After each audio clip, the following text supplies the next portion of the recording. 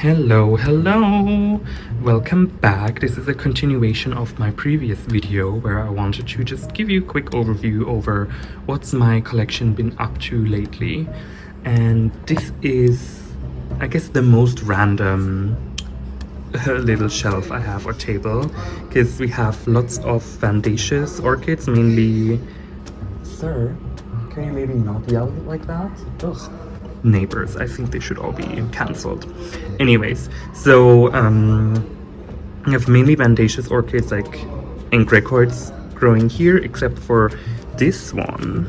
This is a really special plant that I'm really happy with right now. This is a Fragmipedium Bessie, and in the care club on slipper orchids, I mentioned that I'm really sad I didn't pick this one up from Curlin Orchidean when I was there, but then I went there in March or April, I think, and I got this one and I'm so happy with it. It produced these two growths here on the side under my care, so I think things are going well with it. One thing I noticed when I picked it up there was that it sat just in a pool of water.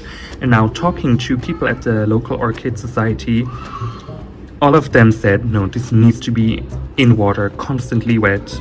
This will not grow for you if you don't, if it's not dripping wet and if it doesn't have water in its cup or below. And you can see, dried out, no, needs to be refilled. But yeah, so then we have the few monopodial orchids I own here. I think the one that I'm happiest with is this one. This is a Dimorphorchis lowii, and I got this, I want to say 2020, I'd have to double check, and it's grown really well for me. I repotted it this spring, and you can see it rooted back in, very solid. We have quite a few roots coming. This here, tells me it's getting a lot of light, so I might want to move this one a bit further to the shade. This pigmentation it already had under the grow lights, but now here the edge of the leaf seems a bit too brown for my liking, so I might move this a bit more to the shade. But yeah, I feel like the leaves are getting bigger and bigger each time, and I'm really happy with that. And yeah, the rest of them, this is I have two Angraecum leones, and you can see this one had scale, and it also tried to bloom last December, I want to say.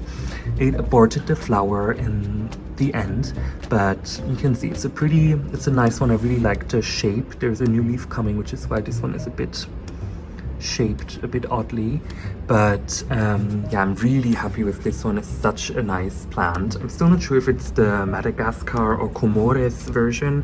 Maybe if I show compared to my hand, I think one of them is supposed to be bigger than the other, right? So compared to my hand, it's, I guess, around the size of my hand. You can see it's not super solid in the pot yet. This was also repotted this spring, but yeah, I think we're getting there. And this is the second one, which is putting its roots everywhere but not into the media, which is a bit annoying. You can see it's also a bit shriveled.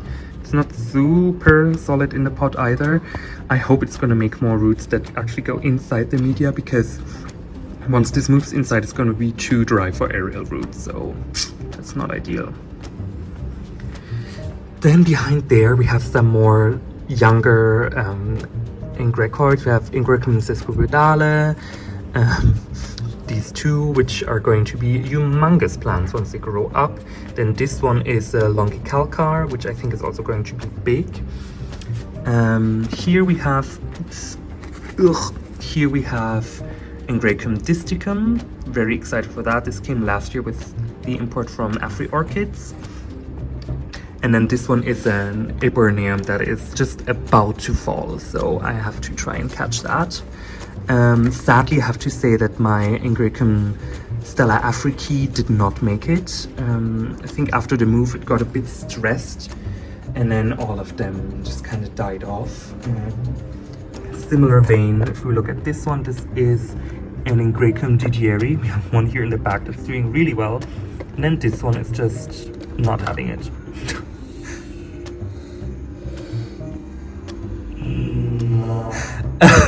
Yeah, I guess you know, that was that plant.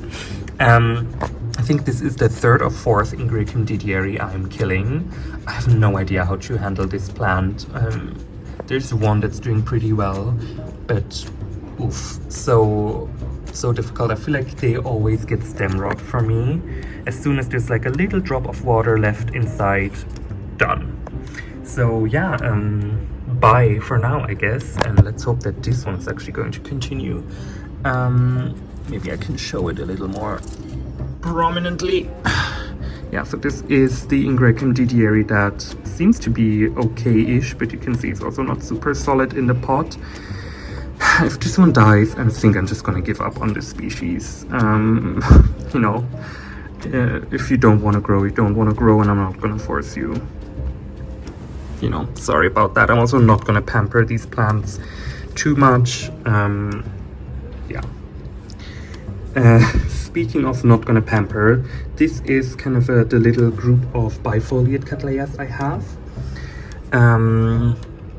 They're here because, in my experience with them, they do not appreciate too much bright light, which is weird because I thought they would need super mega bright light. But let's see, like this burn here, this is not sun, this was under the grow lights, right? So, oof, very sensitive. I have, what do I have? A bicolor semi-alba, which is here. I have, I think, a few violaceas. A semi-alba striata violacea, which is this one. I think I have, this is an alba. I have Forbesii somewhere, Cattleya-Forbesii. It might be this one actually. Yes, it's the Cattleya-Forbesii. This one I got from Kulin Orchideen. I guess that's how you would pronounce them in German. Oh, and this is Cattleya amethystoglossa aurea by Cerulean. This came in this year's import from Lucca, from their Brazil import. Last year's amethystoglossa aurea did not make it, but let's see, maybe this one will. There's a new growth, so I'm really hopeful. Then the rest of this table is kind of an odd mix of genera. We have this one, which is my only dendrobium. It's I got this in a plant swap with petal sepals and spines. And you can see it produced quite a few new canes, and the old ones are just flopping around down there. I'm really happy with this. It's so cute. I like the structure it has, right? It's just it's so nice here in the background, and I'm thrilled by the progress it made. You can see, I don't know if you can actually see, but you know, quite a size jump, right? I think we're on a good path with this one.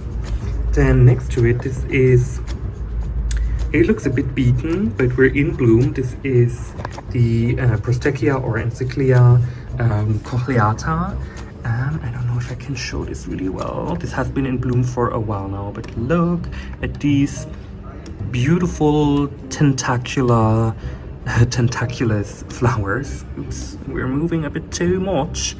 Very nice, and they are also just a little fragrant in the morning. Very kind of sweet honey molasses like, so that's really nice. Then I have two epidendrums here, if we can focus. This is Epidendrum melanoporphyreum, which has bloomed before, and I think I've also featured that on the channel. Last year I had major issues with scale just eating up the developing flower spikes. But this year I think we're getting somewhere. There are a few growths that could flower. I saw this one at the botanical garden in Basel, and they had an individuum that was at least a meter, maybe 1.5 meters tall. You can see this one is definitely not nearly that size. So I wonder if there are maybe different ecotypes, or maybe if this one is going to reach that size. Hopefully not, but it's a really nice plant. It has, you can see, it has a really nice pigmentation. It's very full of anthocyanins, and the flowers are so super dark and beautiful, so I really like that.